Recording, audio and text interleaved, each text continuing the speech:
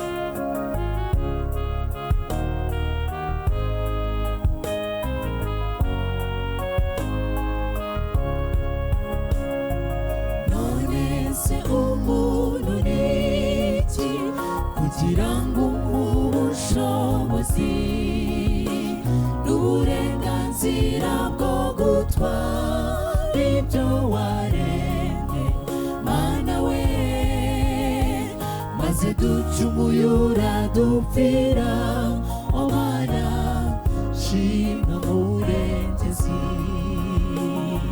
sinzi uko ubigenza Mana ugenzure ibiriho byose gusa mbona ibintu bikorwa kandi bikorwa neza Mana yacu urihariye n'ukuri urenze ubwenge bwacu nawe uhwanye nawe Uwiteka Mana ushyirwe hejuru Mana yacu urihariye n'ukuri urenze ubwenge bwacu nawe uhwanye nawe Uwiteka Mana ushyirwe hejuru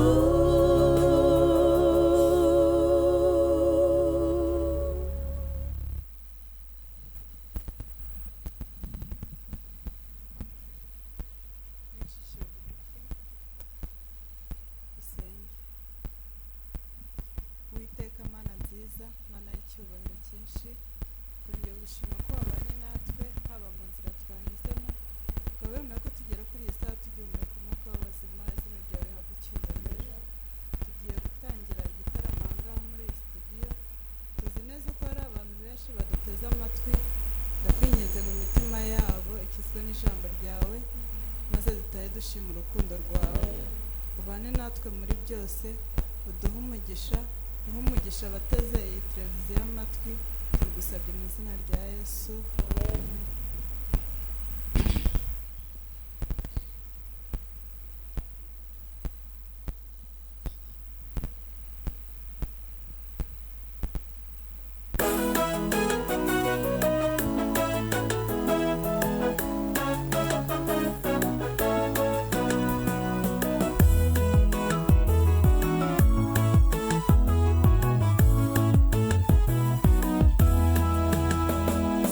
winunega amatwi nkubwire nshuti yanjye uko twahagurutse tuva mu bucakara twabanje kwica umwana w'intama nshuti dukurikije amabwiriza n'amategeko Mose yaduhaye uburetwa bwari bumeze nabi hapfa umwana w'intama turaguruka aho mu butayu tumaze kwambuka inyanja twahatiriye intsinzi tuzi ko birangiye ariko umunsi we yateguraga ibishuko ngo bitugushe guma ku mavi hoya havewe by'intsinzi urugamba burya rurakomeje ubutayu ni burebure tuzabyina intsinzi tugera i Kanani tuzahafatira amasomo menshi hano mu butayu Imana inadusuzuma ko tuyizera dushyira inyigisho zayo mu bikorwa kandi inshuti tuyizere tuzabyina intsinzi tugeze i Kanani guma ku mavi hoya havewe by'intsinzi urugamba burya rurakomeje ubutayu ni burebure tuzabyina intsinzi nitugera i Kanani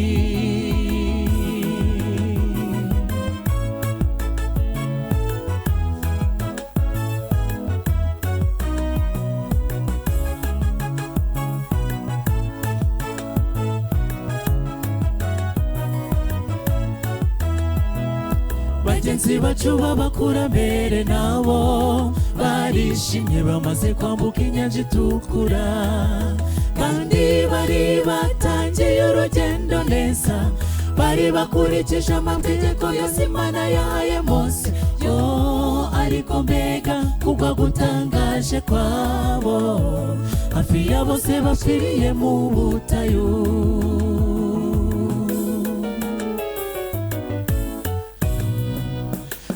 Egiputa no kwica umwana w'intama nukuva mu byaha ukagira igitambo cya Yesu.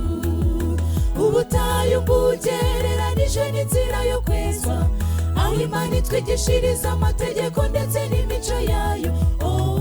Ariko benshi batera izo ntambwe ebyiri, bagera mu butayu bakatsindirwa.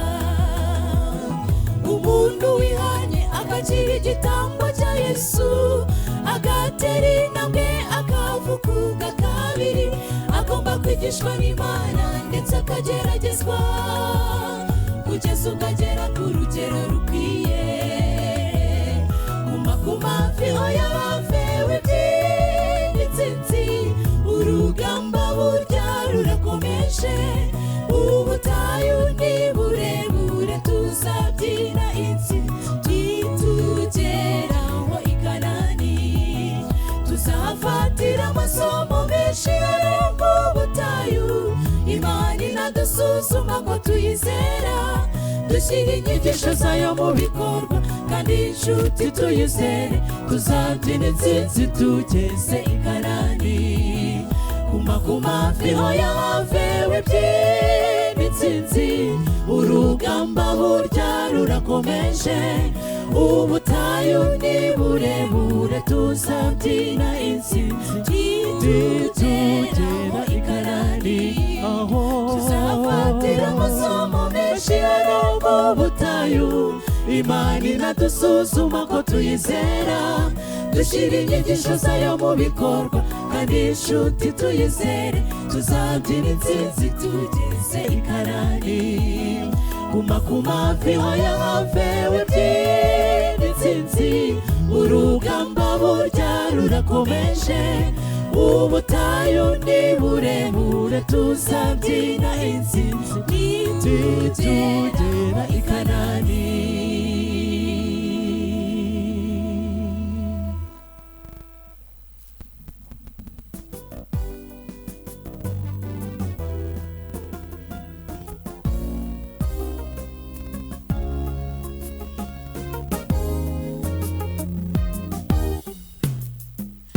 Abisirayeli mu gihugu cy'Egiputa bari bababaye kubw'uburetwa bwa Farawo, bahoraga baboroga ku manywa na nijoro, kuko nta munota babwaga wo kuruhuka. Bakoraga imirimo ikomeye kandi ivunanye, kandi ibyo byose babikoraga bakubitwa. Imvura yo mu itumba yarabanyagiraga, izuba ryo mu mpeshyi ryabamenaga umutwe. Ku manywa na nijoro imirimo yarakomezaga, mbega agahinda ubwo bwoko bwari bufite. Twabonye abagabo barebare kandi ni banini, bari bateye ubwoba ndetse bamenyereye kurwana. Twabajyaga imbere tukabona tumeze nk'inzige, ntitwabashobora n'ukuri ndabarahiye. Iyi nzira iragoye ntitwabasha kuyinyura, dushakira ahandi ahangaha ntibishoboka. Yosuwa na Kalebu maze barahaguruka, batabo bagabo nubwo bari banini, ntabwo baruta iyadukuye mu Egiputa. Iyatwambukije inyanja n'ubu ngubu iracyariho. Nimuhumure tuzabarya nk'imitsima, Imana ibatugabije nonaha izuba riva. Bazavunagurika nta n'umwe ubakozeho. Twabonye abagabo barebare kandi ni banini, bari bateye ubwoba ndetse bamenyereye kurwana. Twabajyaga imbere tukabona tumeze nk'inzige, ntitwabashobora n'ukuri ndabarahiye. Iyi nzira iragoye ntitwabasha kuyinyura, dushakira ahandi ahangaha ntibishoboka. Yosuwa na Kalebu maze barahaguruka, batabo bagabo nubwo bari banini, ntabwo baruta iyadukuye mu Egiputa. Iyatwambukije inyanja n'ubu ngubu iracyariho.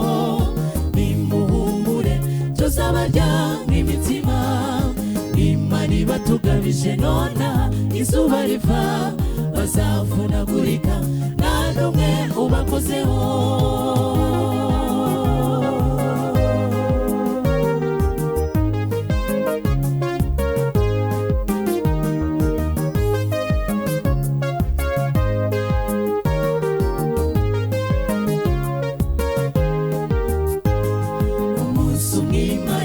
yumvise gutaka kwabo ibakiza uburetwa bari bamazemo imyaka myinshi yabakuje mu Egiputa imbaraga ikomeye inyanja n'imisozi byabahaga inzira bakagenda abahevi n'abaheti bababona bagashya ubwoba kuko bari bayobowe n'umwami usumba byose bageze hafi y'igihugu basezeranijwe batuma batasi ngo bagende bajye kureba babiri muri bo bazanye inkuru ishimishije naho 10 bo bazanye icamugongo twabonye abagabo barebare kandi ni banini bari bateye ubwoba ndetse bamenyereye kurwana twabajyaga imbere tukabona tumeze nk'inzige nitwabashobora nukurinda barahiye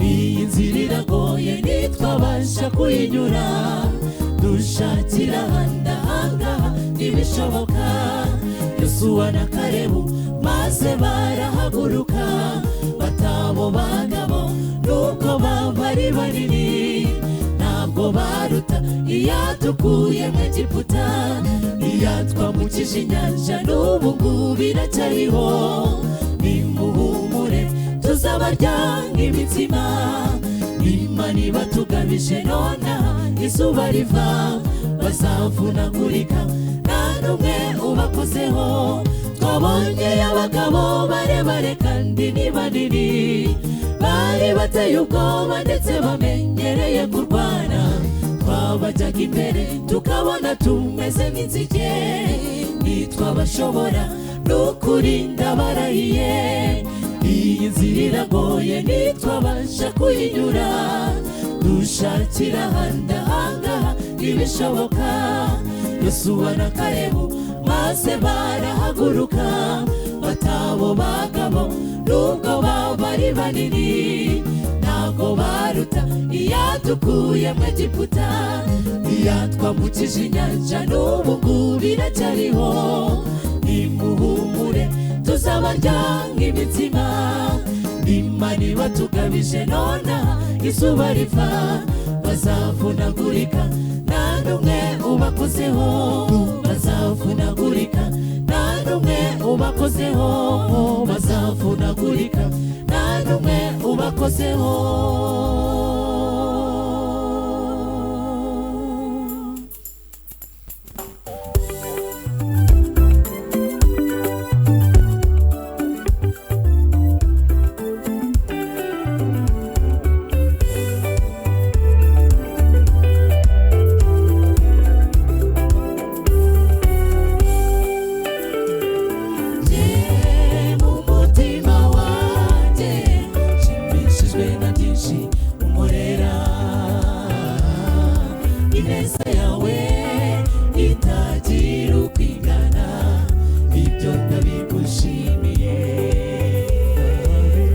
wishize mu maboko ubuzima bwanjye bugenge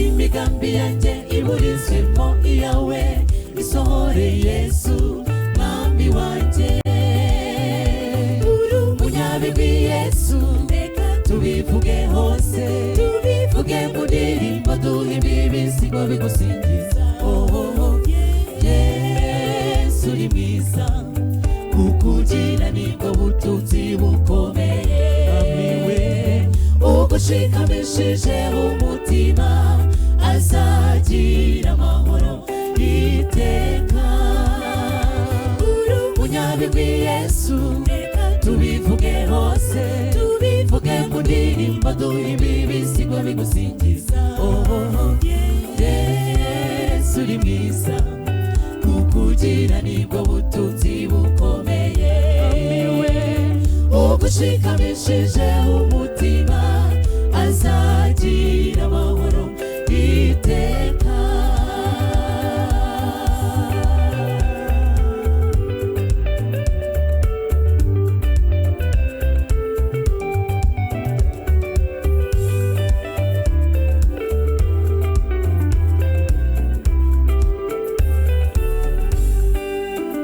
Mfite byinshi navuga Yesu wankoreye, buri wese azi ibyo wagiye umukorera. Watwujuje amashimwe, n'ubu imirimo yacu iravuga ineza yawe. Dukoreshe nebero n'inanga turirimbe izina ryawe, koko ni rukundo, urukundo rwawe rurahebuje. Munyabigwi Yesu, reka tubivuge hose, tubivuge mu ndirimbo, duhimbe ibisigo bigusingiza. Oh, Yesu uri mwiza, ukugira nibwo butunzi bukomeye. Yesu we, ugushikamishije umutima azagira amahoro iteka. Munyabigwi Yesu, reka tubivuge hose, tubivuge mu ndirimbo, duhimbe ibisigo bigusingiza. Oh, Yesu uri mwiza, ukugira nibwo butunzi bukomeye. Yesu we, ugushikamishije umutima azagira amahoro iteka.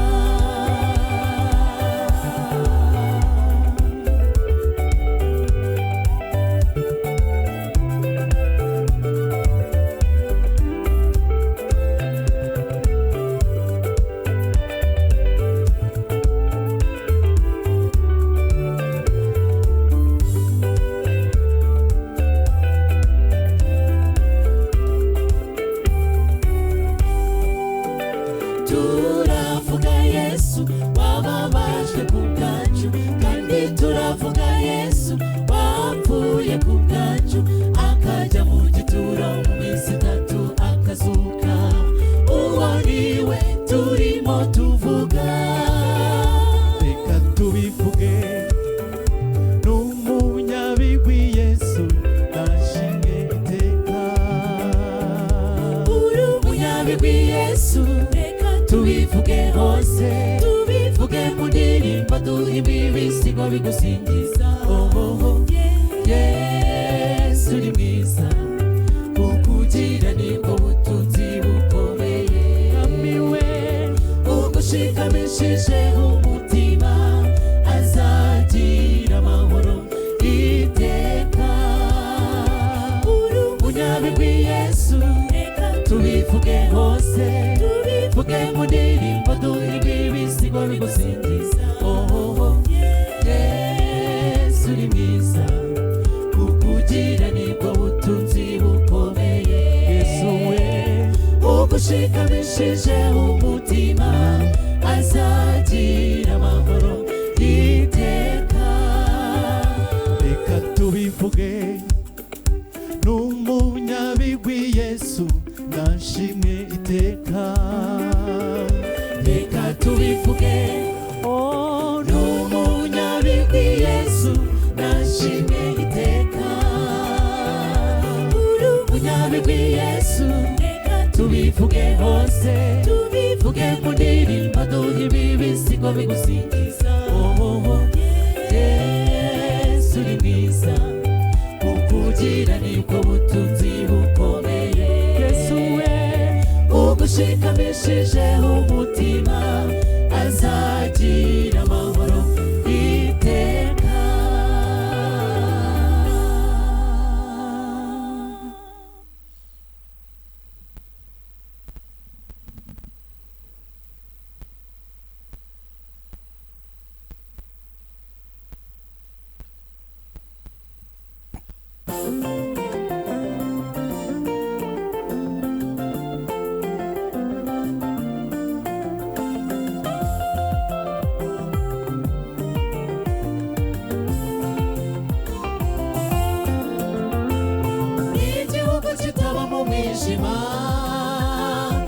Yesu niwe mucyo hamurikira buri munsi abacunguwe niho tugiye kuzibera turirimba indirimbo nziza tutuwera himbazwa n'igihugu kitaba mu mwijima Yesu niwe mucyo hamurikira buri munsi abacunguwe niho tugiye kuzibera turirimba indirimbo nziza tutuwera himbazwa Reba tuzengurutse ameza turi kumwe n'abamarayika bera Yesu yicaye hagati muri twebwe ati nimwakire nimwebwe mwavuye mu bize by'amaraso yanjye nimwinjire mu munezero wa shobuja n'igihugu kitaba mu mwijima Yesu niwe mucyo hamurikira buri munsi abacunguwe niho tugiye kuzibera turirimba indirimbo nziza tubera himbazwa n'igihugu kitaba mu mwijima Yesu niwe mucyo hamurikira buri munsi abacunguwe niho tugiye kuzibera turirimba indirimbo nziza tubera himbazwa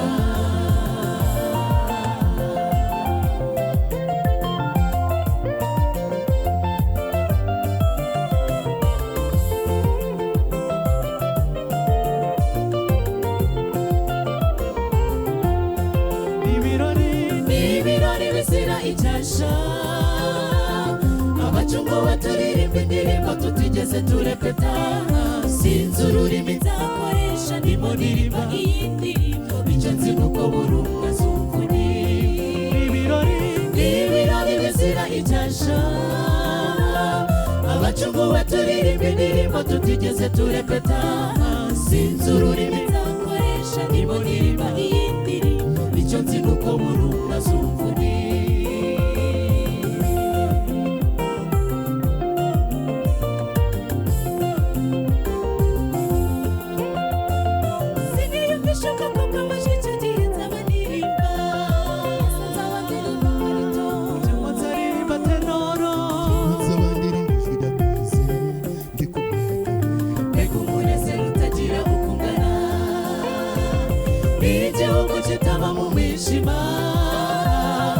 Yesu niwe mucyo hamurikira buri munsi abacunguwe niho tugiye kuzibera turirimba indirimbo nziza tubera himbazwa n'igihugu kitaba mu mwijima Yesu niwe mucyo hamurikira buri munsi abacunguwe niho tugiye kuzibera turirimba indirimbo nziza tubera himbazwa kora tutareba ku masaha ibihe ntibiharangwa kuko nakubwira tuzaba dufite amashimwe mu mitima ya icyubahiro n'ikuzo n'iby'Uwiteka n'ibigitaramo tuzakora tutareba ku masaha ibihe ntibiharangwa kuko nakubwira tuzaba dufite amashimwe mu mitima ya icyubahiro n'ikuzo n'iby'Uwiteka tuzaba dufite amashimwe mu mitima ya icyubahiro n'ikuzo n'iby'Uwiteka n'iby'Uwiteka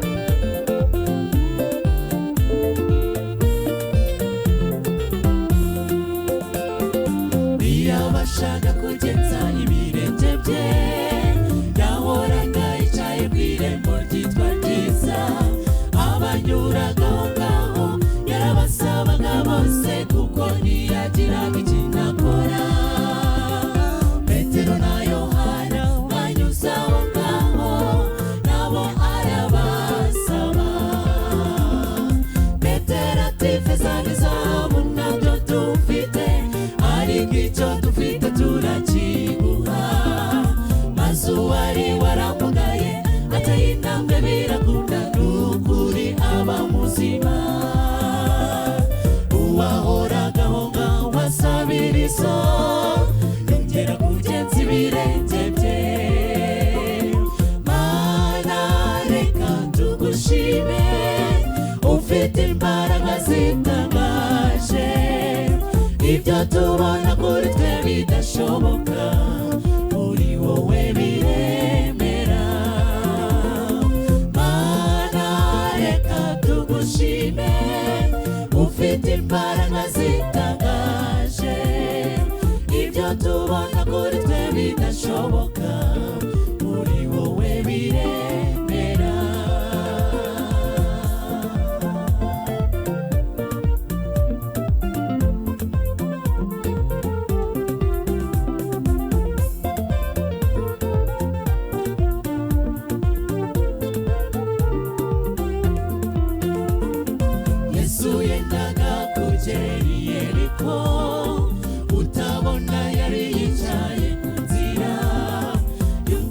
abantu benshi bari kunyura aho ngaho arabaza ati sabo ni bande baramusubiza bati ni Yesu w'i Nazareti unyuza arataka cyane ati Yesu mwene Dawidi babarira unyize mbashe kurora maze bari bamwegereye batagira kumuca bati sigaho reka gusakuza Yesu ati mugende mumunzanire ati kwizera kuramukijije mana reka tugushime ufite imbaraga zitangaje ibyo tubona kuri twe bidashoboka muri wowe biremera tugushime ufite imbaraga zitangaje ibyo tubona kuri twe bidashoboka muri wowe biremera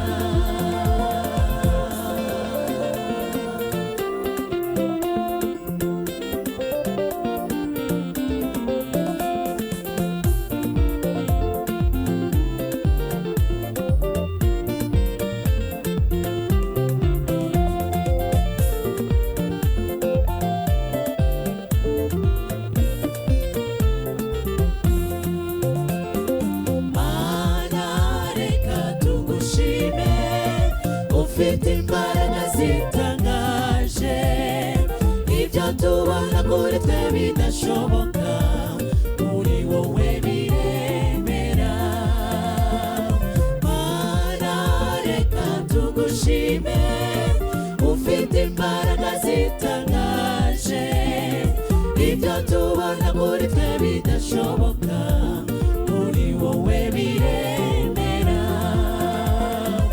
ibyo tubona kuri twe bidashoboka muri wowe biremera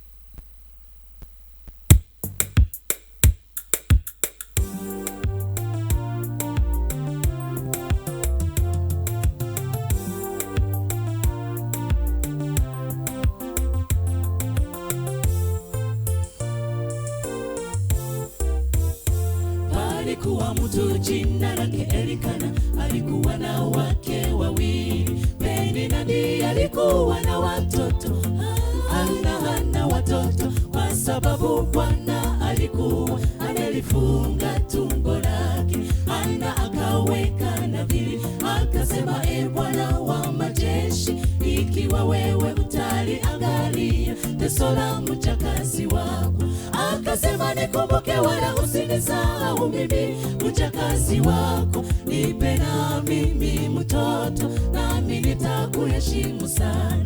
Basi siku ilifika Hana akajibiwa, akaza mtoto wa kiume jina lake Samueli. Ukipatwa na mateso omba Mungu wako, Maombi ni kitu cha muhimu kwa Wakristo wote. Omba kila siku kwa imani, siku moja utajibiwa. Mungu anasikiliza kila anayemuomba akajibu.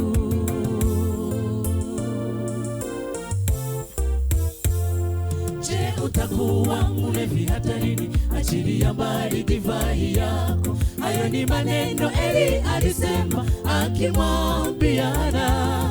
Alimudhania kuwa amelewa, kumbe anamuomba Mungu. Hana akamujibu Eli, mimi sikunywa divai wala kileo, ila nimeimimina roho yangu mbele za Bwana wangu. Akasema nikumbuke wala usinisahau mimi mjakazi wako. Nipe na mimi mtoto, nami nitakuheshimu sana. Basi siku ilifika, Hana akajibiwa, akazaa mtoto wa kiume, jina lake Samueli. Ukipatwa na mateso, omba Mungu wako. Maombi ni kitu cha muhimu kwa Wakristo wote. Omba kila siku kwa imani, siku moja utajibiwa.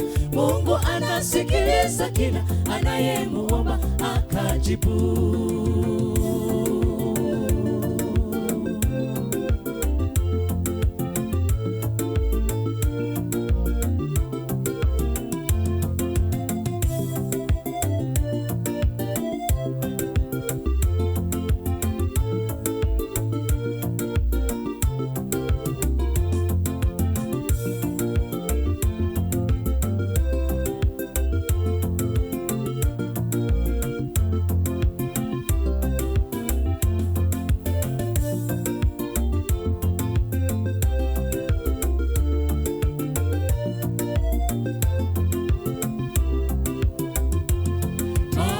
Kitu cha muhimu kwa Wakristo, ukikumbwa na teso muombe Mungu. Kumbuka Ayubu alivyojaribiwa na mateso mengi, hakufanya dhambi wala hakumwazia Mungu kwa upumbavu. Usimwachilie Mungu wako, kwake ndipo yote yanapatikana. Endelea kumwomba kila kitu maishani mwako kitakuwa sawa. Maombi yana nguvu nyingi, tukiamini tutaendelea kuomba siku zote za maisha yetu. Kama alivyoimimina roho yake Hana mbele ya Mungu, nasi hatutakata tamaa, tutamwamini milele zote.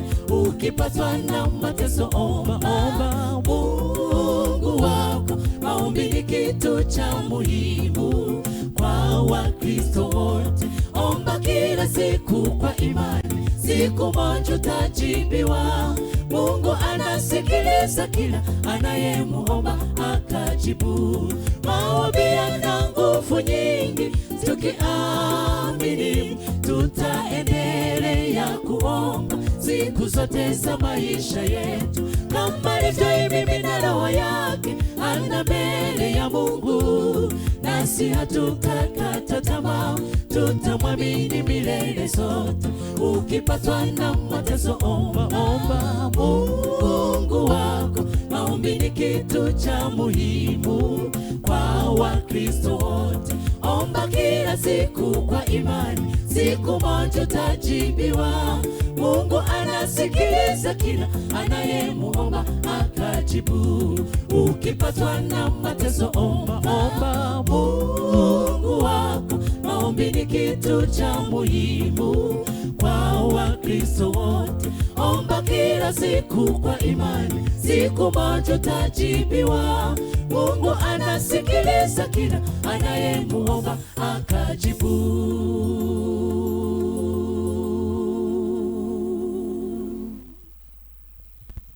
Aha, turagarutse nyuma ya zino ndirimbo nziza za korali rwose nziza guturuka hariya munsi y'ibirunga. Reka Fikiri fata mikrofone utubwire ibanga niriye. Ibanga riteye gute kwa mabanga ari menshi? Ibanga rituma abantu baturuka munsi y'ibirunga bashobora kuririmba gutya kandi neza kurusha n'amakwari y'Kigali niriye. Ahantu batuye icyambere hari amahumbezi. yego Icya kabiri hari ibyo kurya. aha Icya gatatu hari abakristo benshi kandi bizeye cyane bategereje kugaruka kwa icya Yesu. kane hari n'amafaranga. Hanyuma rero kuko abakerarugendo bahagenda buri munsi birumvikana, Ni nako kuri. iyo umuntu ukoreye rwose bibasha kugenda neza bigatungana. Cyane. Indirimbo zanyu ziri kuboneka Fikiri? Bo navuga ko udukurikiye muri aka kanya indirimbo ari kuzibona. yego Utadukurikiye aha wenda bitewe n'imirimo arimo gukora yego yifitiye aga smartphone kiwe, yego indirimbo ashobora guhita zisanga kuri YouTube channel aha ya Korali New City. aha Yego. yitwa ngo iki iyo YouTube channel rero? Yitwa New City Family Choir. New City Family Choir. Ukongeraho ka kantu duhuriyeho twese CDA Ruhanga Church. Hanyuma rero nimero ya telefone umuntu wawe ati nge nabakunze ndashaka kuzabatumira mukaza mukadutaramira mu gitaramo yaca hehe?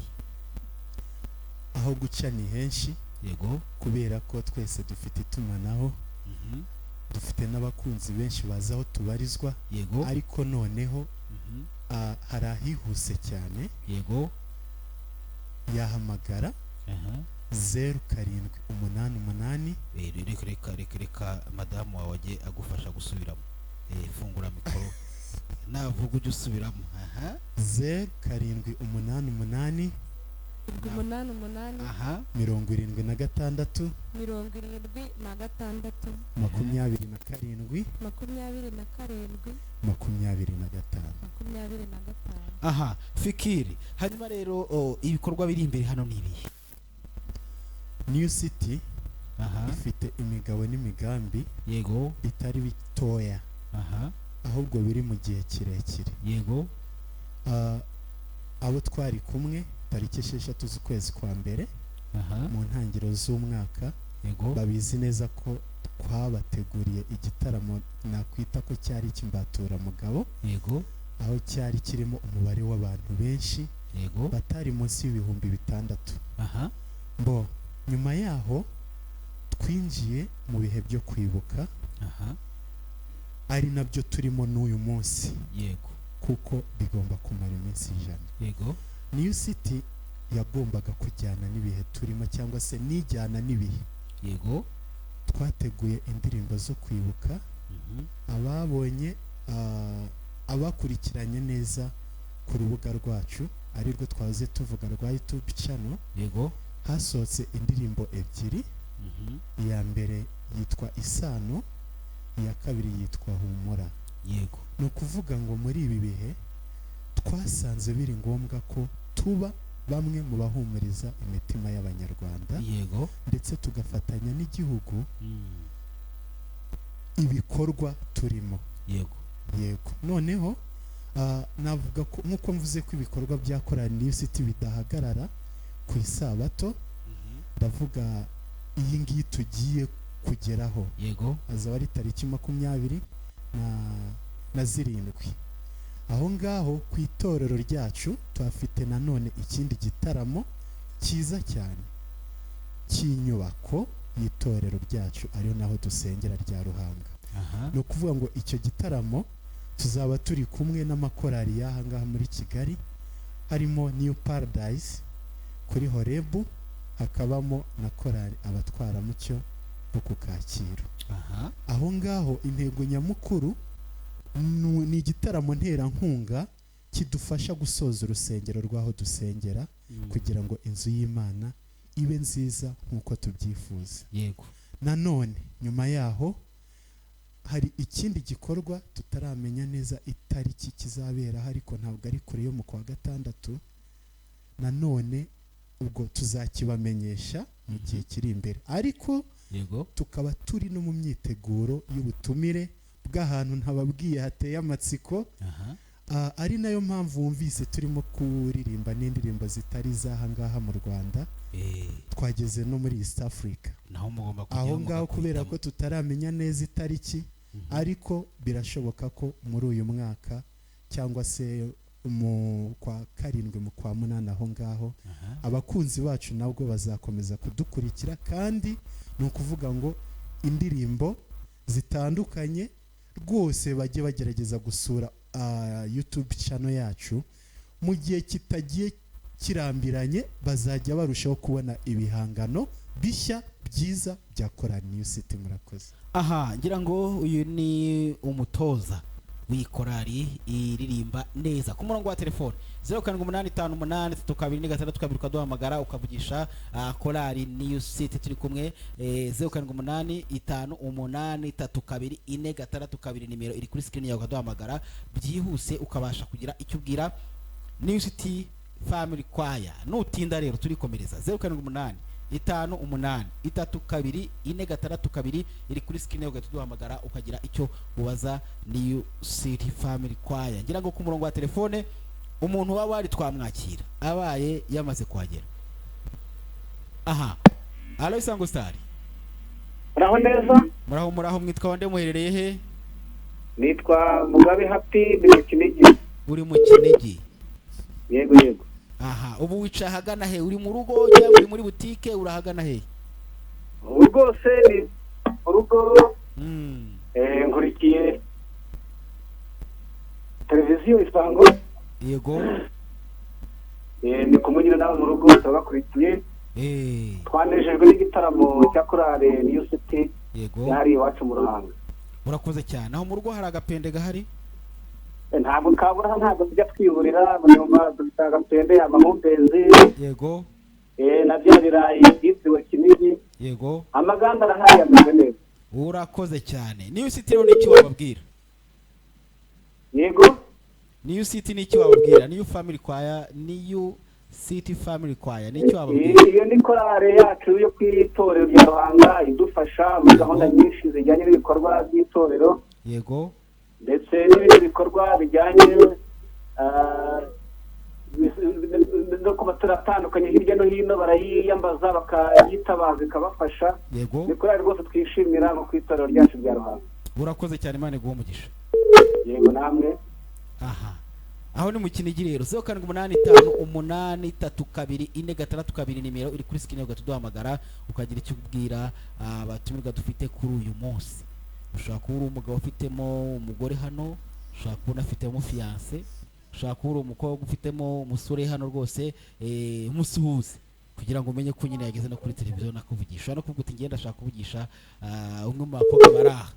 Alo Isango Star. Halo. Twakumvishe mwitwa nde muherereye he? Muntumire Korali ndi Muhango. Yego. Nitwa Gerard ndi Muhango. Yego. Korali twayishimiye. Yego. Ukuri ni byiza cyane, igitaramo cya rwose nanjye nzakitabira igihe nzaba nabimenye. Urakoze cyane rwose niba gufepe. Ubwo mbonye Korali rwose mu birunga iririmba neza cyane. Ubwo nyirambye mbibonye. Urakoze cyane rwose. Ndabona irenze isi Kigali rwose. Urabona ko rwose batyaye. Oya ndabona rwose wagira ngo ni umuntu wa ambassador. Urakoze cyane. Sawa turabishimiye. Urakoze cyane. 07858322 ukaduhamagara. Nimero iri kuri screen yawe. Alo Isango Star. Hello. Twakwakiriye mwitwa nde muherereye he? Wayita Mayima. Uherereye? Bugesera. Mu Bugesera. Gira icyo ubwira rero Korali New City Family Choir. Iyi korali nayikunze cyane. Ariko bakomeje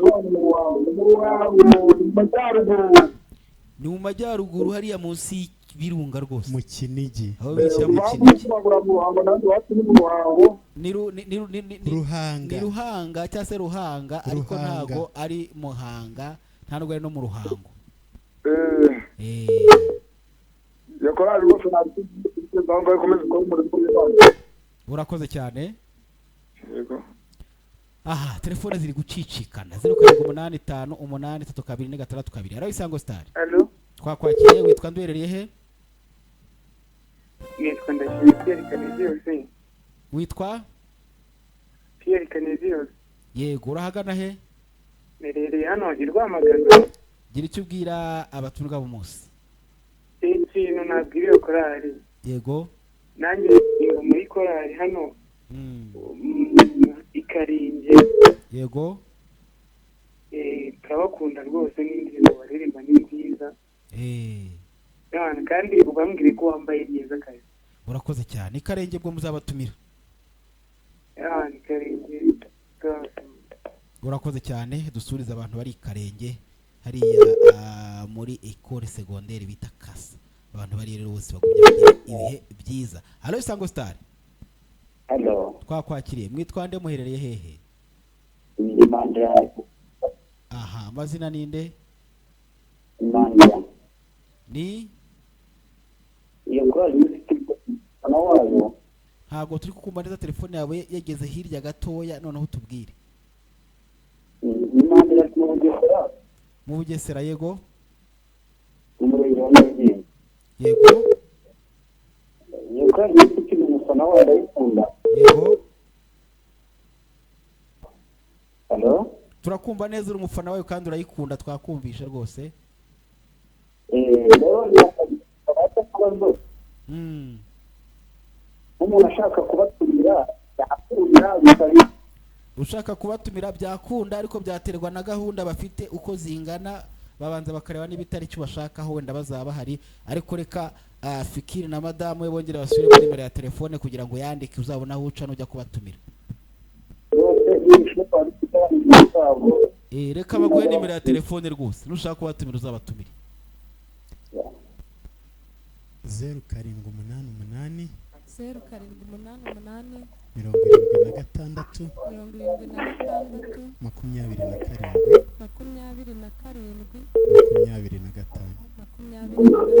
Aha, allo Isango Star. Allo? Yego, twabakiriye. Mwitwa nde muherereye he? Nitwa Muhoreke Alliance. Yego? Pereye mu Majyaruguru. Yego, ariko banza ugabanya volume ya televiziyo yawe gatoya.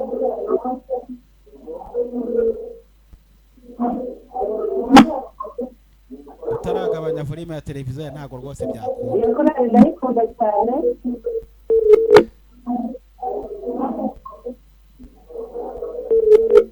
Reka bagukupe. Wihangane bagukupe rwose.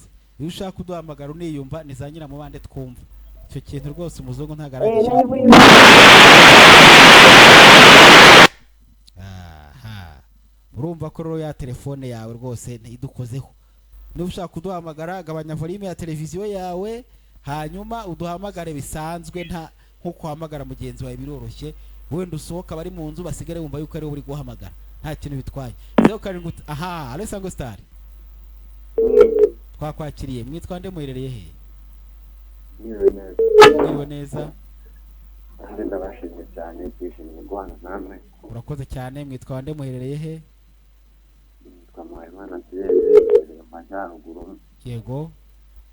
Muri Rulindo. Yego.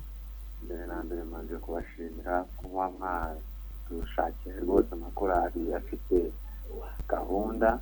Murakoze cyane. Abashimye rwose Imana ikomeje kubaha umugisha. Tusangire rwose kandi murakoze. Imana gushimira nawe Olivier rwose. Nawe babategeye amakorali rwose asobanutse. Murakoze cyane. Korali ifite umurimo mwiza kandi nikomeza natwe twirinde. Murakoze cyane. Niba gupepere rwose. Allo Isango Star.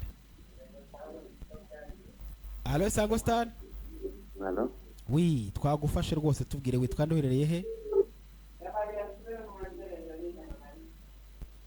Ntago uri kutubwira ahubwo bari iruhande rwawe niba turi kumva. Allo Isango Star. Mwaramutse. Twakumvishe. Muravugana na Emmanuel. Yego Emmanuel. Uherereye hehe? Mberereye mu karere ka Gatsibo umurenge wa Rwimbogo. Yego, gira icyo ubwira korali. Nakurikiye kuva ku munota wa mbere gushyika kwa nyuma n'abakunda cyane bose. Urakoze cyane. Yego. Aha, Imana iguhe umugisha. Telefone ebyiri nizo dusigaje, 07885832. Allo Isango Star. Allo Isango Star. Hano. Twakwakiriye. Witwa nde uherereye he?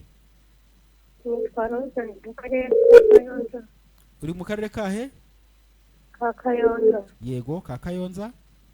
Ndabakunda cyane muzi kuririmba. Urakoze cyane. genda bakunda cyane muzi kuririmba urakoze rwose bakumvishe. Allo Isango Star, allo Isango Star, allo Isango Star, twagufashe ntiwabimenya. 0758 nimero iri kuri screen yawe, uwo turamufasha itagenda. Hanyuma ndagira ngo Allo Isango Star, volume ya televiziyo yawe, volume ya televiziyo yawe rwose ivuga ntago byakunda. Ntago byakunda gabanya volume ya televiziyo yawe. Ntago twakumva utaragabanya volume ya televiziyo yawe. Niba ugiye guhamagara kuri televiziyo nongere mbibabwire, banza ugabanya volume ya televiziyo yawe cyangwa se usohoke, abari mu nzu basigare bakumva ko umuntu uhamagaye kuri televiziyo. Allo Isango Star. Hello? Twakumvishe niba nawe rata. Mwitwa nde muherereye he? Nitwa Everest Fumbuso ndi Gicumbi. Yego. Abadamu bazimba kazi. Abadamu bazi kuririmba kabisa. Urakoze cyane. Ninde ushaka kuvugisha muri abo bose baraha? Ndaguha amahirwe yo kugira ngo umwe muri bo muvugishe. Uwo ushaka ninde? Uwo uri imbere yawe. Uri imbere yanjye. Aha, fata mikrofone. Bayimuhe rwose. Bamubaza icyo ushaka. Hello? Yes, hello. Utavuga. Ndi kukumva. Urabona? Uri kumwumva? Urabizi. Wamwumvishe? Namwumviye. Gira kandi kantu wamubaza, ari n'umukobwa. Arakeye. Urakoze cyane. Sawa sawa. Aha. Sawa. Undi muntu nawe ushaka kuvugisha umwe mu baririmbyi bari muri ikora akavuga ati ngiye uriya musore cyangwa uriya mukobwa cyangwa uriya mudamu ndashaka kuvugisha, agire gutya rwose ahamagare, agire ikintu amubaza amubwira ati ngiye nanagukunze unaririmba neza. Nta n'ikintu binatwaye rega, biba ari byiza niba ukunda umuntu ubimubwiye se bitwaye iki? Nta kintu bitwaye. Ni 0785832462. uwo muntu uri ku murongo wa telefone turamwakira. Niba twafasha kiriho nakomeza tubwire. Aha, ngira ngo yavuyeho. Hanyuma rero ndagira ngo Allo Isango Star. Hello. Twakwakiriye. Mwitwa nde muherereye he? Ni uherereye Musanze? Bugesera. Gira icyo ubwira korali ni UCT Family Choir. Iririmba neza cyane. Urakoze cyane. Ambassador. Wabyumvisha ariko baracyaye. Baracyaye. Umva niba gupepere. Niba gupepere rwose. Urakoze cyane, Imana iguhe umugisha. Aha. Hanyuma rero ngira ngo byinshi mwabyumvishe, amavideo yawo bayatuzaniye uyu munsi turayaronshinga. Allo Isango Star. Allo Isango Star. Hello. Kwakwakiriye. Witwa nde uherereye he? Mwaramutse neza? Ndabakunda cyane, nitwa Rose Kayonza. Yego. Hello. Turakumva cyane rwose, uri Kayonza kandi uradukunda cyane. Mama muri inyuma yawe namukunze cyane. Mama muri inyuma yanjye. Uhagize akantu usumubwira. Kuririmba nubwo atarafite mikoro. Ariko wabibonye ko azi kuririmba. Yego. Urakoze cyane, Imana iguhe umugisha. Atazi kuririmba nubwo atarafite mikoro. Shaka mikoro ziri aho ngaho hasi, ure mikoro yimuhe. Imuzanire. Allo Isango Star. Mwaramutse neza? Yego. Ninde turi kuvugana? Nitwa Witonze Yvette. Yego. Nitwa Witonze Yvette. Yego.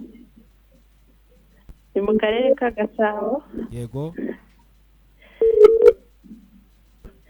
Iyo koraririmba neza cyane, twayikunze kandi bambaye neza, barasa neza cyane. Hari umuntu umwe ariko ngushaka kugusuhuza. Umuntu wambaye rinete yari ahirya ngo arashaka gusuhuza. Wamubonye uri kumureba? Basuhuje bose rwose. uwo muntu arashaka gusuza by'umwihariko. ndasuze nta kibazo. Nazamura ikiganza gupepere. Nagusubije cyane. Byahuye? Yego. Aha.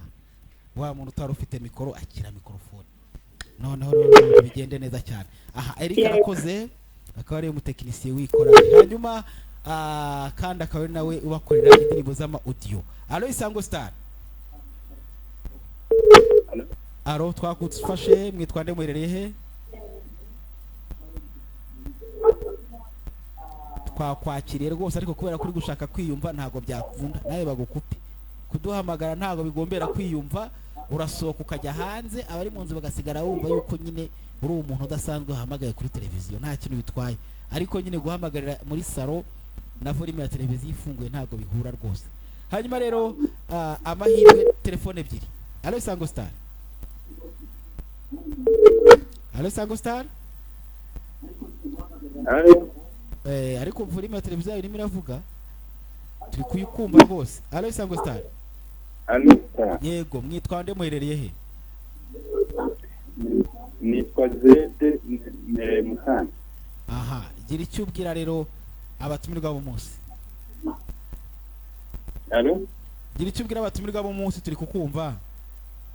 Nitwa Zede Musani. Impamvu utarimo natwumva neza uri muri yumva. Hanyuma rero Allo Isango Star. Niba gukupe rwose niba uri kwiyumva ntago byakunda. Iyo duhamagaye uri kumvira kuri televiziyo biba bibusanye. Duhamagara no guhamagara mugenzi kuri telefone. Allo Isango Star. Muraho neza. Turakumva neza. Ndabumva. Yego, gira icyo ubwira abatumirwa bo munsi. Imana bamugisha. Nawe. Turabakunda cyane dutuye Kanombe. Yego. Ni Habinshuti David. Urakoze cyane. Niba gupepere David. Imana bamugisha. Urakoze nawe. Ibihangano byiza birimo message nziza. Urakoze cyane. Urakoze. Aha, uyu ni David. Urumva ukuntu abandi bahamagara kuri televiziyo uhamagara nyine utari kwiyumva kandi babiryoshye. Allo Isango Star. Twakwakiriye mwitwande muherereye he? Uherereye?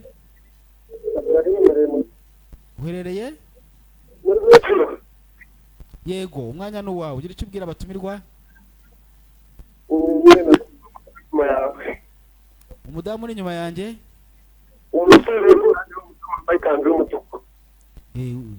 Wamukunze nawe? Namukunze. Urakoze cyane nagupepere. Nyamuneka pepera abo bantu. Wabonye ko afite na mikrofone? Wabonye ko afite na mikrofone noneho? Urakoze cyane. Aha, telefone rero harabura telefone imwe yonyine. Tukisura mu gitaramo. Allo Isango Star twakumvishe? Yego. Amazina ntakizimana n'Ifosi merere Nyagatare. Yego. Yakorana n'ikintu cyane. Urakoze Imana iguha umugisha. Izi kuririmba cyane neza rwose. Ariko cyane uwo mama w'inzobe ukuri imbere. Yunguye. Bagakaramukunda. Aha. Rona ko abizi cyane. Wamumpa rwose nkamukunda gakeye. Ibikanzu y'umukara?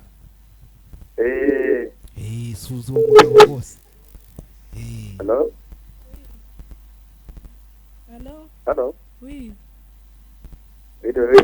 Nyereho neza. Amakuru. Uzi kuririmba cyane rwose nakukunda. Murakoze cyane. Sawa mukomereza aho ngaho rwose Imana irumugisha.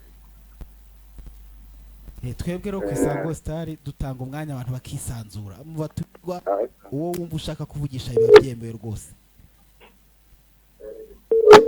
Rero uwo uri i Nyagatare, abantu bari Nyagatare mwese mugire ibihe byiza. Telefone ni nyinshi reka twakire wanyuma. Allo Isango Star. Twakwakiriye. Allo Isango Star. Twagufashe ntiwabimenya.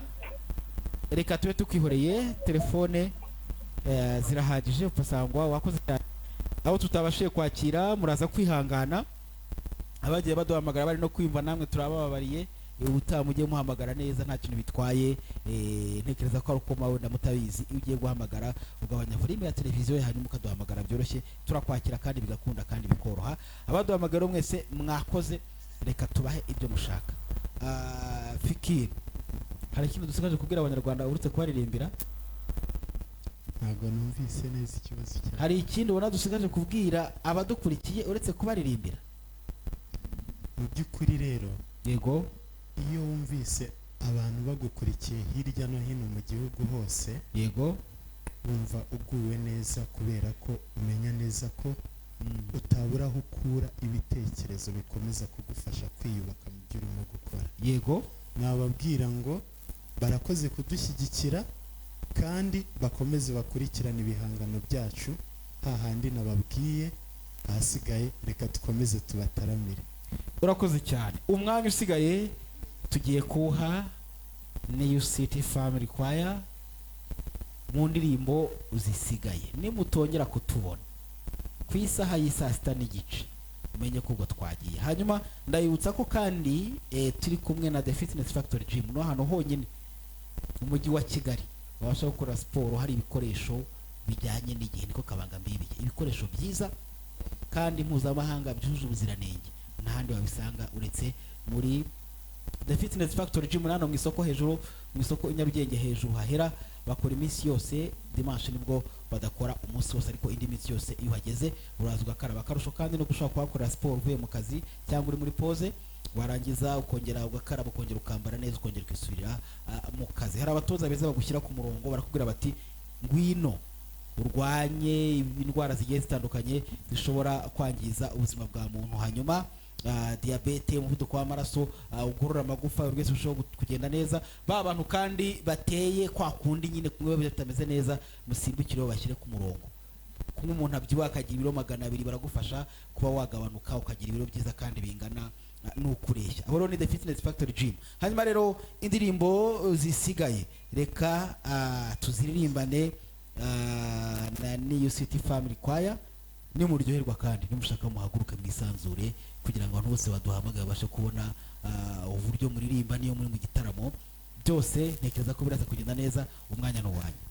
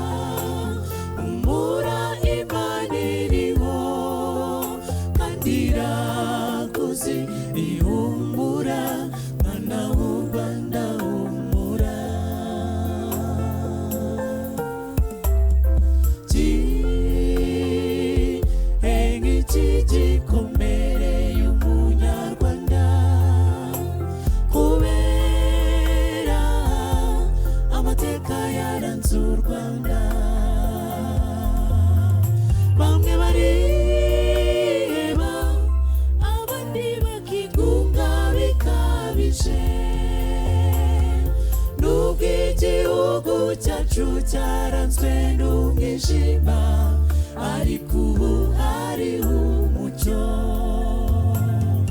nubwo wagera kure Imana iri maso wikwiheba mwana w'u Rwanda wikwiheba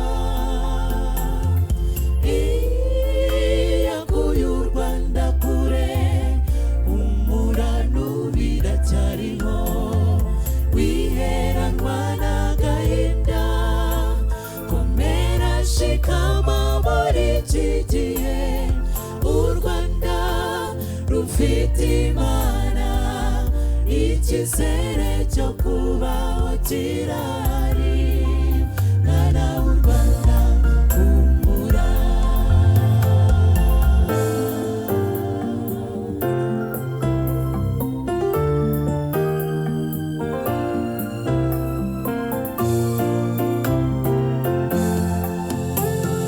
iyo tugeze mu ngorane zimwe zidukomereye dutekereza ko Imana itatwumva ariko siko biri mu gihe gikwiriye iteguye gutabara abayisunze mu bihe bikomeye tuyiyambaze niyo yonyine ihindura amateka uwari wihebye akongera kubona icyizere cyo kubaho nubwo wagera kure Imana iri maso wikwiheba mwana w'u Rwanda wikwiheba iyakuye u Rwanda kure humura n'ubiracyariho wiheranwa n'agahinda komera shikama muri iki gihe u Rwanda rufite Imana icyizere cyo kubaho kirahari mwana w'u Rwanda humura nubwo wagera kure Imana iri maso wikwiheba mwana w'u Rwanda wikwiheba iyakuye u Rwanda kure humura n'ubiracyariho wiheranwa n'agahinda komera shikama muri iki gihe u Rwanda rufite Imana icyizere cyo kubaho kirahari mwana w'u Rwanda humura wiheranwa n'agahinda komera shikama muri iki gihe u Rwanda rufite Imana icyizere cyo kubaho kirahari mwana w'u Rwanda humura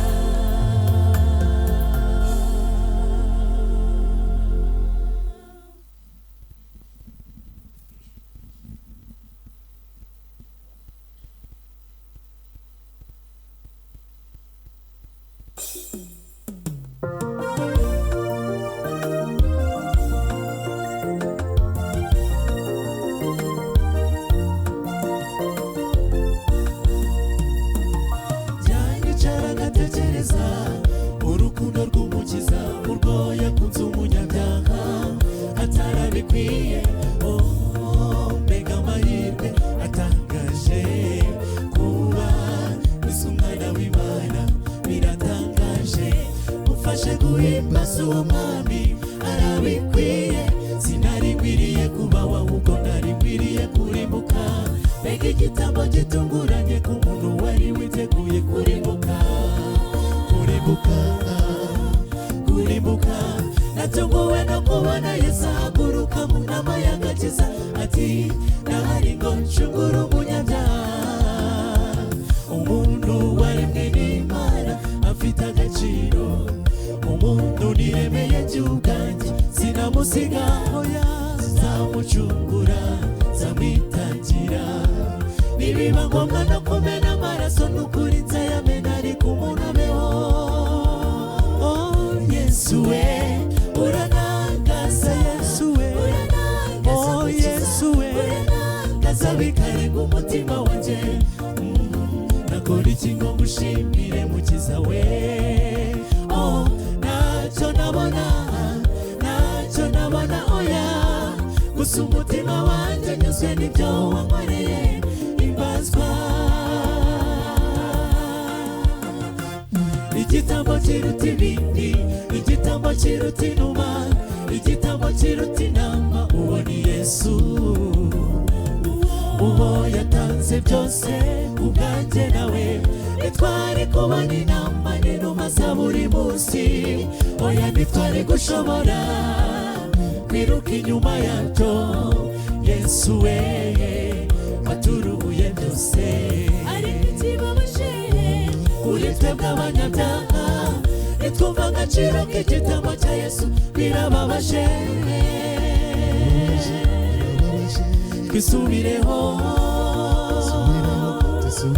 haleluya natunguwe no kubona Yesu ahaguruka mu nama y'agakiza ati ndahari ngo ncungure umunyabyaha umuntu waremwe n'Imana afite agaciro umuntu niremeye cy'ubwanjye sinamusiga oya nzamucungura nzamwitangira nibiba ngombwa no kumena amaraso n'ukuri nzayamena ariko umuntu abeho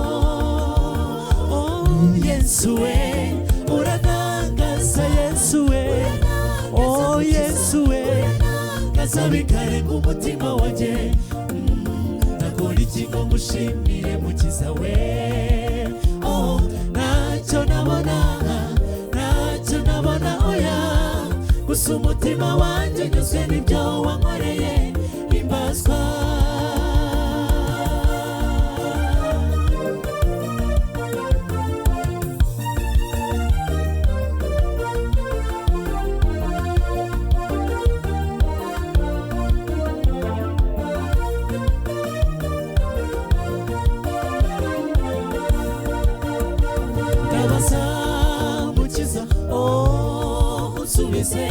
nakwitura iki byose ko ari ibyawe umutima niwo mfite gusa nawo ni uwawe gusa icyifuzo kimwe nifuza ni ukugukorera nkakugarurira abazimiye nkabagarura mu nzira nkoreshejwe n'imbaraga ya Mwuka Wera nzabishobora twese hamwe tugira icyo cyifuzo nta kindi twakwitura umwami keretse umugarurira abazimiye mu bushyo bwe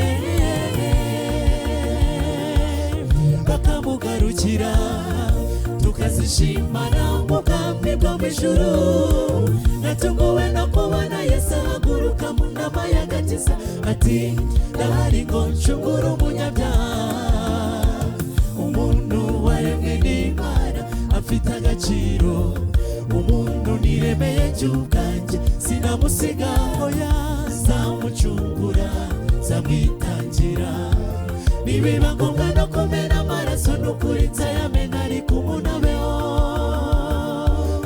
Yesu we uranangaza Yesu we Yesu we ngazabikare ku mutima wanjye nakora iki ngo ngushimire mukiza we ntacyo nabona oya gusa umutima wanjye nyuzwe n'ibyo wankoreye himbazwa natunguwe no kubona Yesu ahaguruka mu nama y'agakiza ati ndahari ngo ncungure umunyabyaha umuntu waremwe n'Imana afite agaciro umuntu niremeye cy'ubwanjye sinamusiga oya nzamucungura nzamwitangira nibiba ngombwa no kumena amaraso n'ukuri nzayamena ariko umuntu abeho Yesu we uranangaza Yesu we Yesu we ngazabikare ku mutima wanjye nakora iki ngo ngushimire mukiza we ntacyo nabona oya gusa umutima wanjye nyuzwe n'ibyo wankoreye himbazwa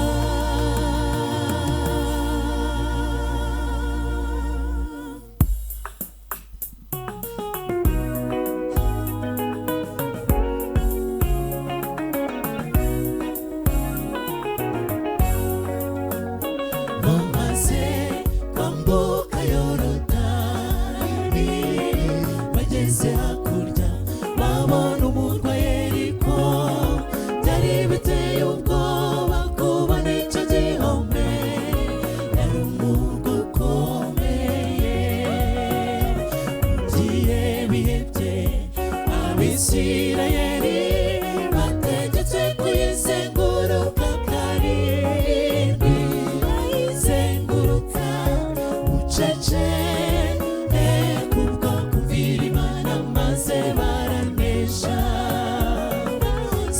zenguruka yeriko karindwi rugubona isa n'iguteye ubwoba guma ku isezerano ry'Uwiteka azagutsindira ibikuri imbere uzabinesha zenguruka yeriko karindwi rugubona isa n'iguteye ubwoba guma ku isezerano ry'Uwiteka azagutsindira ibikuri imbere uzabinesha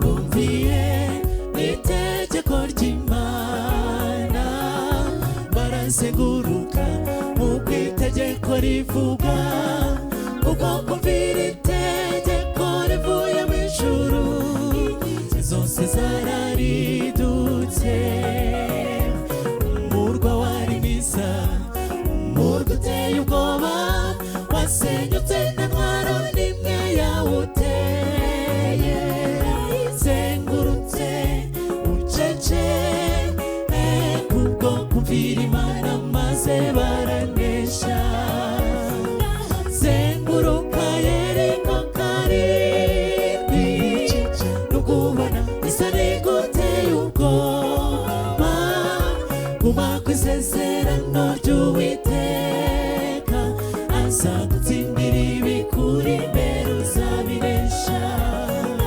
zenguruka yeriko karindwi rugubona isa n'iguteye ubwoba guma ku isezerano ry'Uwiteka azagutsindira ibikuri imbere uzabinesha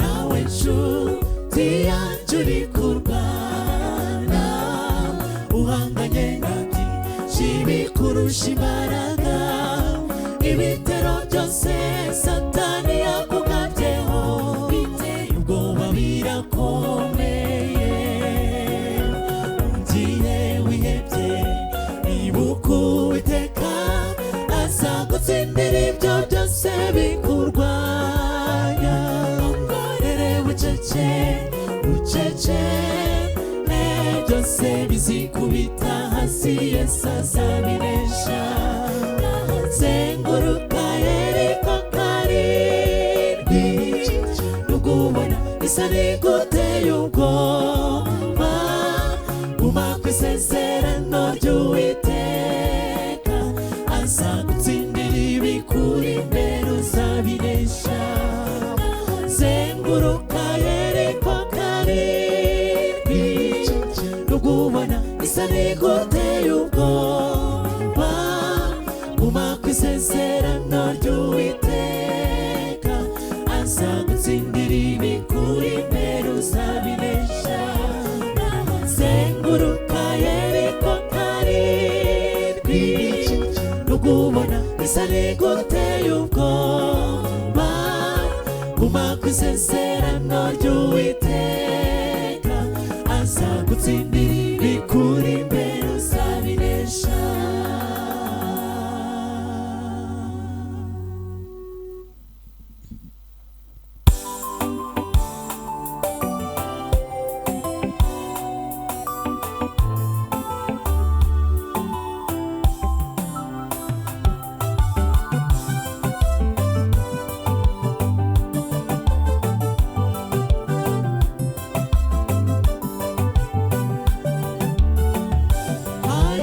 umurwa mwiza ukomeye umurwa mwiza nshaka kubabwira n'umurwa w'igikundiro nshuti yawe nifuza cyane kuwukuratira rurembo rwiza rurabagirana rumanuka ruva mu ijuru kumara aho n'ibinuma Yohana yeretswe abazatsinda uburiganya bazagera Yerusalemu Yerusalemu umurwa urimo urimbesheje izahabu nta kibi kizaba mu iyo si y'amahoro duharanire ko izo nshuti tuzabayo Yerusalemu Yerusalemu umurwa urimbesheje izahabu nta kibi kizaba mu iyo si y'amahoro duharanire ko izo nshuti tuzabayo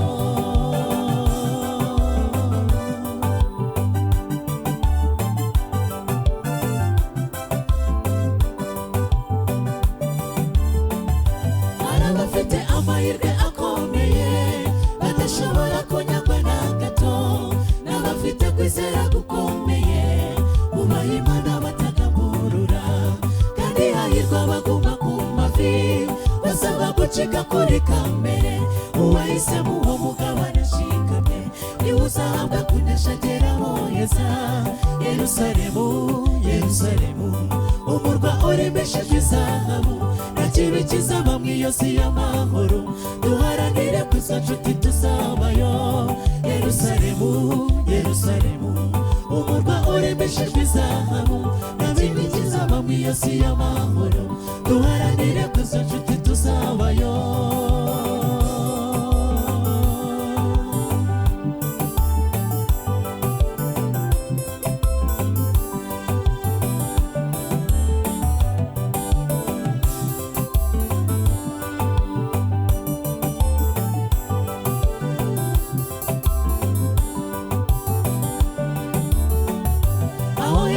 afite ubwiza butangaje naje ndetse n'urubyaro rwacu ariko kugerayo bavandimwe biradusaba intambara ikomeye mu by'ukuri twanyuze igihugu cyiza aricyo Edeni yari nziza pe turasaba kubohoza igihugu cyacu nitwisunga Yesu tuzakigarura Yerusalemu Yerusalemu umurwa urimbesheje izahabu nta kibi kizaba mu iyo si y'amahoro duharanire ko izo nshuti tuzaba Yerusalemu Yerusalemu umurwa urimbesheje izahabu nta kibi kizaba mu iyo si y'amahoro duharanire ko izo nshuti tuzaba Yerusalemu Yerusalemu umurwa urimbesheje izahabu nta kibi kizaba mu iyo si y'amahoro duharanire ko izo nshuti tuzabayo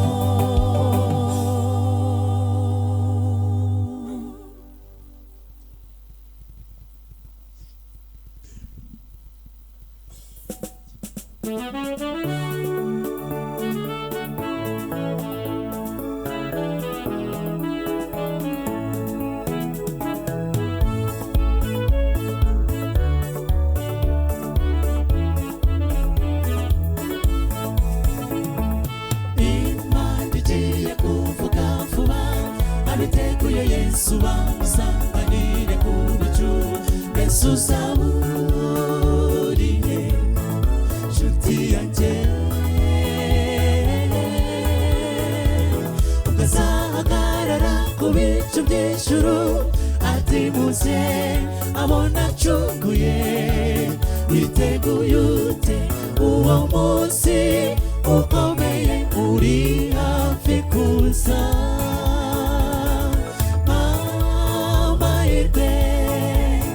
kuzicara nawe ku ntebe y'ubwami y'igikomangoma ubwo uzaba uhagaze ku bicu nanjye nzibone mu bo wacunguye turirimba indirimbo yo kunesha hamwe n'abacunguwe bose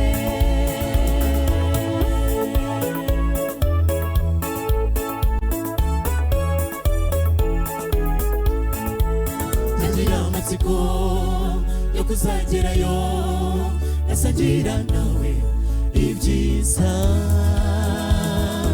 umunsi nyirizina nugera nzahoberana na Yesu ishema ingerayo aho heza mu ijuru kuko nzabana imiruho nagiriraga muri isi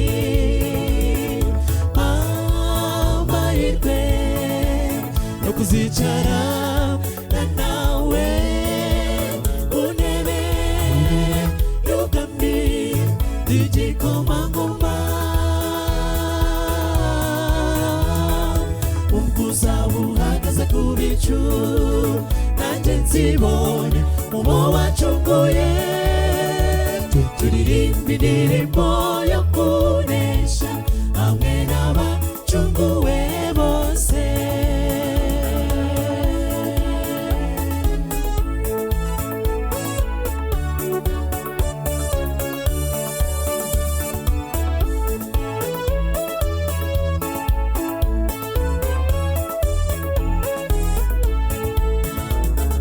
shoboza banirire intambara ikomeye yo muri iyi si kandi ushoboze byose kugira ngo imana nivuga nzabe niteguye mu mbaraga za uno oya ntibidashoboka ariko muri wowe turashoboye dushoboze kunesha nawe mw'ijuru amahirwe no kuzicarana nawe unebe y'ubwami bw'igikomangoma ubwo uzaba uhagaze ku bicu nanjye nzibone mu bo wacunguye turirimba indirimbo yo kunesha hamwe n'abacunguwe bose amahirwe yo kuzicarana nawe ku ntebe y'ubwami bw'igikomangoma ubwo uzaba uhagaze ku bicu nanjye nzibone mu bo wacunguye turirimba indirimbo yo kunesha hamwe n'abacunguwe bose ubwo uzaba uhagaze ku bicu nanjye nzibone mu bo wacunguye turirimba indirimbo yo kunesha hamwe n'abacunguwe bose turirimba indirimbo yo kunesha hamwe n'abacunguwe bose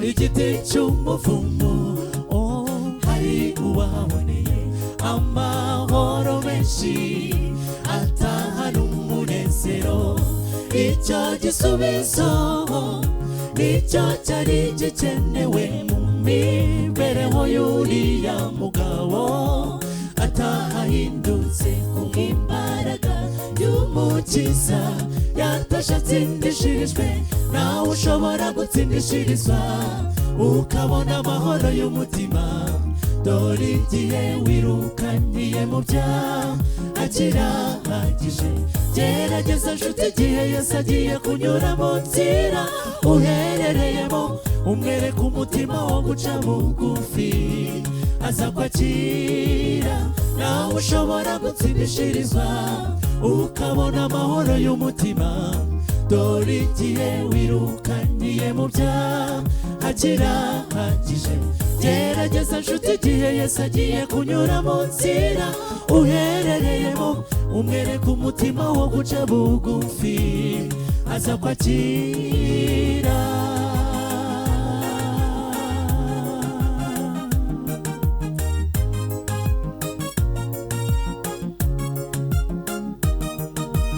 n'umutima wa Yesu w'impuhwe arangurura hamagara ati zakayururuka zakayamanuka vuba n'umutima uciye bugufi atuwona mbuye nzamuriha kane kandi cya kabiri cy'umugabane w'ibyo ntunze byose zagiha abakene. Umukiza ati agakiza gatashe munsi wawe nawe ushobora gutsindishirizwa ukabona amahoro y'umutima.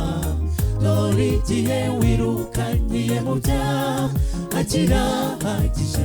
Gerageza nshuti igihe Yesu agiye kunyura mu nzira uherereyemo, umwereke umutima wo guca bugufi aza kwakira. Nawe ushobora gutsindishirizwa ukabona amahoro y'umutima. Dore igihe wirukanyiye mu byaha kirahagije. Gerageza nshuti igihe Yesu agiye kunyura mu nzira uherereyemo, umwereke umutima wo guca bugufi aza kwakira.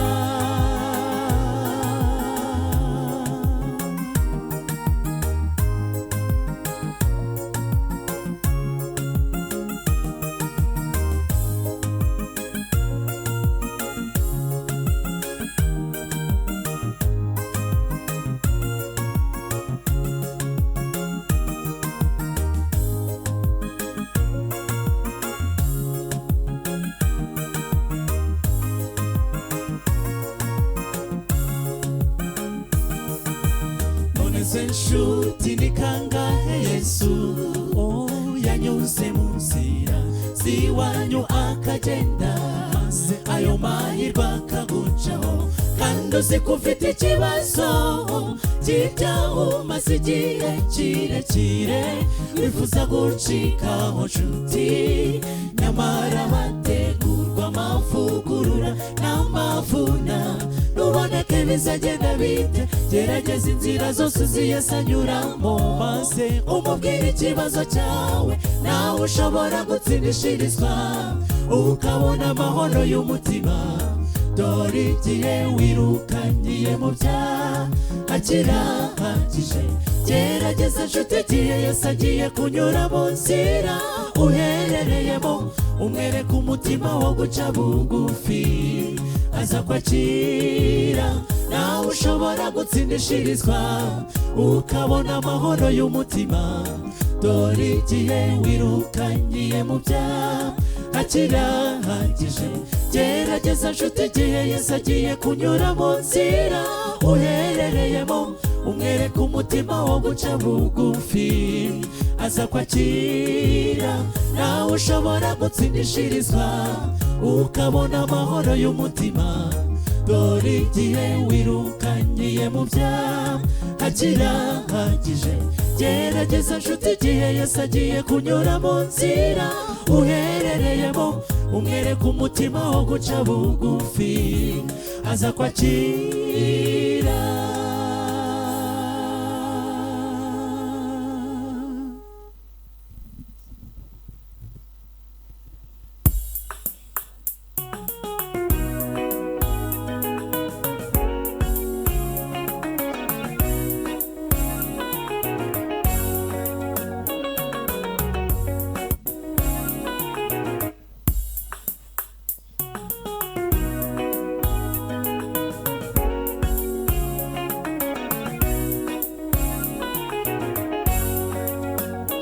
Walipo ivuka Yordani na kufika ngambo, waliona Yeriko ilitiyo hofu kuona ngome hiyo, mji maarufu.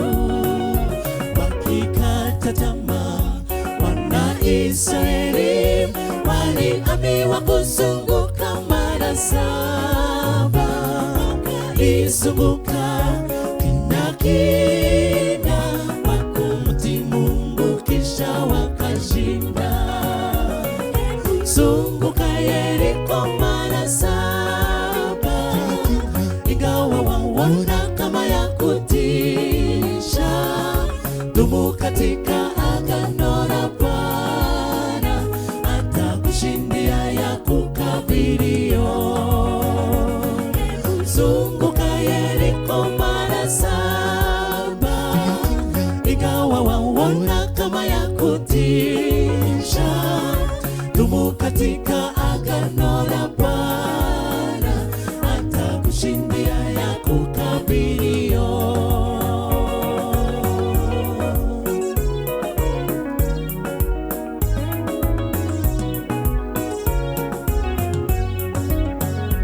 Walitii amri ya Mungu, wakaizunguka kama ilivyo amri, kwa kutii amri itokayo mbinguni, kuta zote zikaporomoka. Mji wa kifahari, mji wa kutisha, ulipomolewa bila taswira. Walizunguka kina kina kwa kumtii Mungu, kisha wakashinda. Zunguka Yeriko mara 7, ingawa waona kama ya kutisha. Dumu katika agano la Bwana, atakushindia ya kukabilio. Zunguka Yeriko mara 7, ingawa waona kama ya kutisha. Dumu katika agano la Bwana, atakushindia ya kukabilio.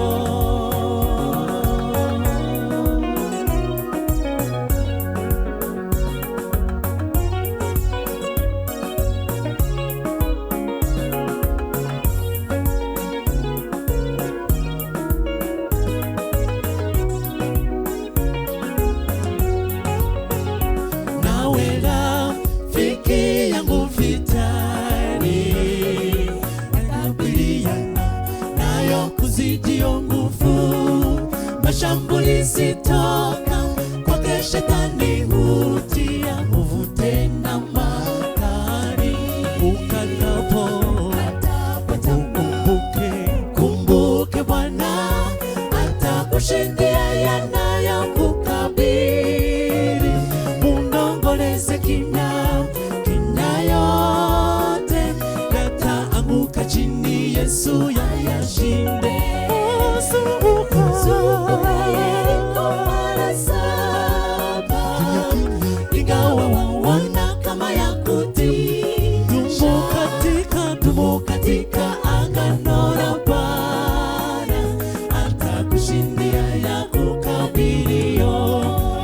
Zunguka Yeriko mara 7, ingawa waona kama ya kutisha. Dumu katika agano la Bwana, atakushindia ya kukabilio. Zunguka Yeriko mara 7, ingawa waona kama ya kutisha. Dumu katika agano la Bwana, atakushindia ya kukabilio.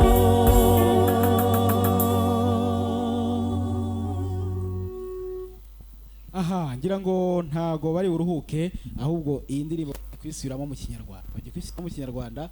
Abadukurikiye mwese turayibatuye, mbabwira yuko ruguririya rwose ibintu biriyo no buryohe gusa. Reka Rwanda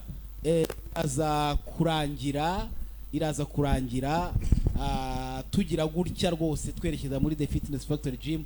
Papa Sangwa twereka ukuntu biba bimeze kugira ngo umuntu abashe gukora imyitozo ngororamubiri neza kandi mu buryo bwiza. Iyo ndirimbo rero bayishake bayishyiremo, ariko mbahaye n'indi ya kabiri zize kujyana arebye niko nabibabwiye nizivamo.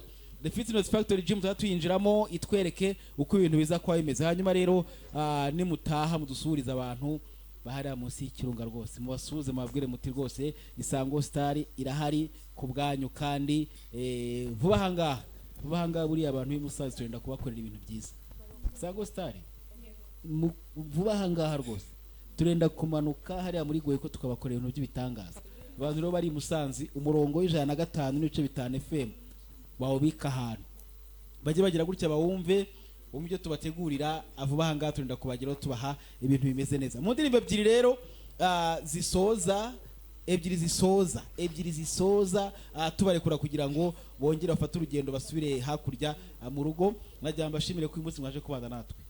Imana ibaho umugisha kandi muzagaruke. Abantu bashaka amavideo yanyu mu kanya turaza kuza kuyabaha, ariko kandi nanone reka twinjire muri zino ndirimbo ebyiri. Umuntu wabakunze hari nimero batanze, tugiye kwisubiramo bwa nyuma kugira ngo rwose iyo nimero mugire gutya rwose mujye muyibika ku mutima, mujye mubatumira baze babahe umuziki mwiza kandi uryoshye kandi umeze neza. Ikindi musimbukire kuri chaîne yabo, mugire gutya mukora akantu kitwa like, nimurangiza mukore subscribe kugira ngo abantu nyine bagumye biyongere nabejo bundi bazagira ikintu basarura mu bihangano byabo muri rusange. Ya nimero ya telefone fikindagira ngo uyisubiremo abantu bayimenye. Yego, urakoze cyane. Yego, natanze nimero imwe kandi hari igihe imwe ibura hakaboneka indi. Iya kabiri ni iyihe? Iya kabiri ni ngo atubwire. Vuga ntacyo bajye bagufasha gusubiramo cyangwa akoresha mikrofone vuga neza. 078 yego 50 yego 1 yego 72 yego 94 isubiremo. 078 yego 50 yego 1 yego 72 yego 94. Fikiri ya indi nanone ni iyihe? 0788 yego 76 yego 27 25. Urakoze cyane. Rero umuhati wanyu usubusa, Imana ibaherekeze ibageze hariya rwose iwanyu aho mutaha, mugenda amahoro kandi mugere y'amahoro n'ubutaha turi kumwe. Nibutse abantu badukurikiyeho ku cyumweru gitaha nabwo tuzaba turi Musanze. Turiho ngo imusanze abantu bariyo bameze gute, bafite iki, ni ibiki benda kuduha, ni ibiki bihari, ni ibiki bari kugenda badusangiza muri rusange. Papasenga kuri technique wakoze cyane. Reka twinjire mu ndirimbo ebyiri zirangira twinjira muri The Fitness Factory Gym, ibintu byose birushaho kugenda neza. Twagiye nta kindi umuntu yavuga, ahubwo dufatanya nabo kuzenguruka Yeriko. Umwanya no wanyu.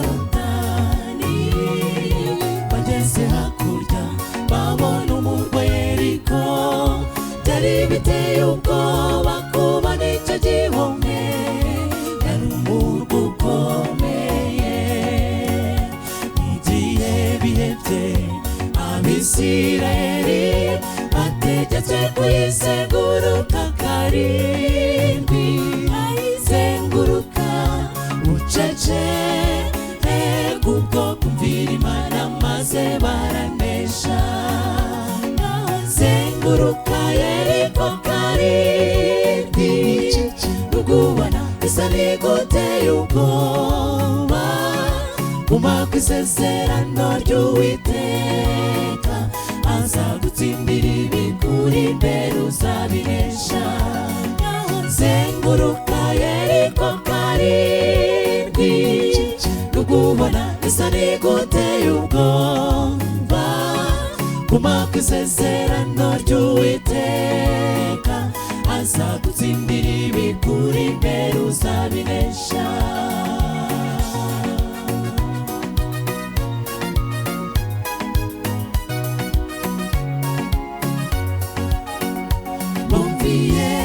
Itegeko ry'Imana barazenguruka uko itegeko rivuga, ubwo kumvira itegeko rivuye mu ijuru, inkike zose zaraributse. Umurwa wari mwiza, umurwa uteye ubwoba, wasenyutse nka ntaro n'imwe yawuteye. Zengurutse bucece kubwo kumvira Imana maze baranesha. Zenguruka Yeriko karindwi, rugubana bisa n'iguteye ubwoba, guma ku isezerano ry'Uwiteka, azagutsindira ibikuri imbere uzabinesha. Zenguruka Yeriko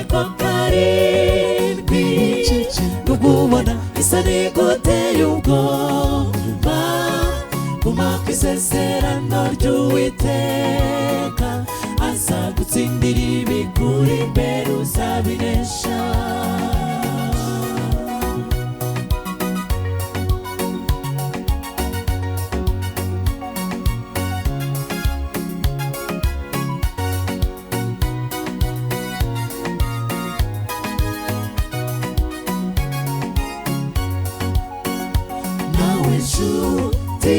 turi kurwana uhanganye na byinshi bikurusha imbaraga ibitero byose satani yakugateho biteye ubwoba birakomeye mu gihe wihebye wibuka Uwiteka azagutsindira ibyo byose bikurwanya mongorere bucece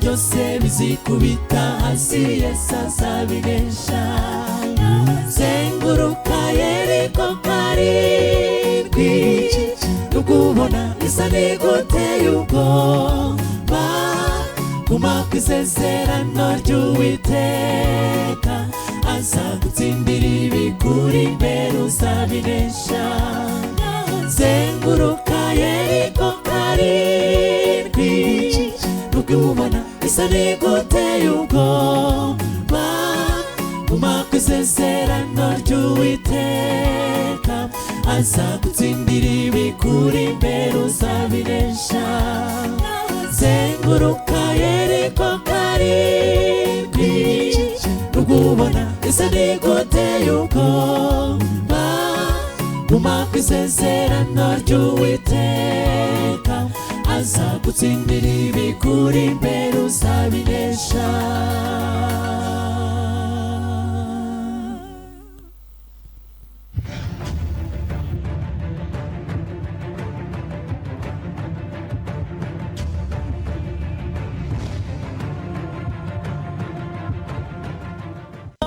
MTN yakuzaniye ikosora plus smartphone igezweho ikorana na internet ya 3G na 4G ku mafaranga ibihumbi 20 gusa.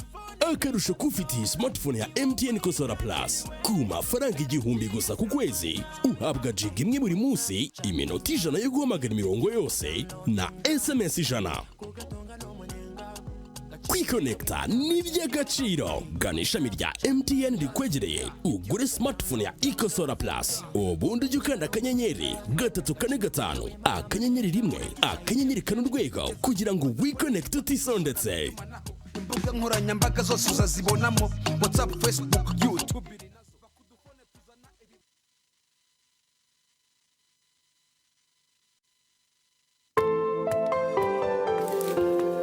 Mwiriwe papa.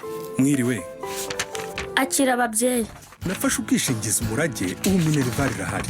Nubwo uhora uhangayitse ngo mfite akazi gashobora guhagarara cyangwa kunteza impanuka, tuza rwose. Iyo umubyeyi agize ubumuga cyangwa kwitaba Imana, Prime Life Insurance itanga indezo yishingiwe buri mwaka. Hanyuma umwana yatangira icyiciro cyishingiwe hagatangwa Minerval kugeza umwana arangije. Utanga kandi umusanzu ushoboye igihe ushakiye bitewe na Minerval wifuza. Papa nanjye ndashaka umurage. Kanda akanyenyeri 177 urwego uhitamo 4 umurage uzigamira amashuri y'abana. Prime Life Insurance.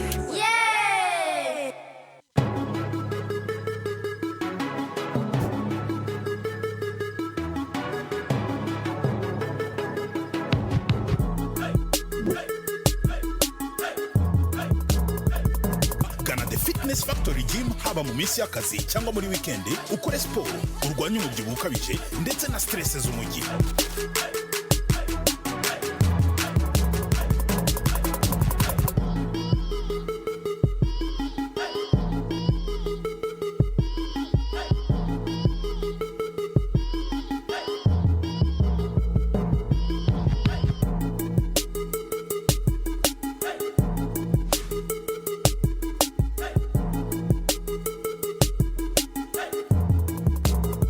Duhamagare kuri 0788 49 18 69 uganire n'umutoza muri siporo akugira inama umenye siporo ukeneye. Twishimiye gukorana siporo nawe.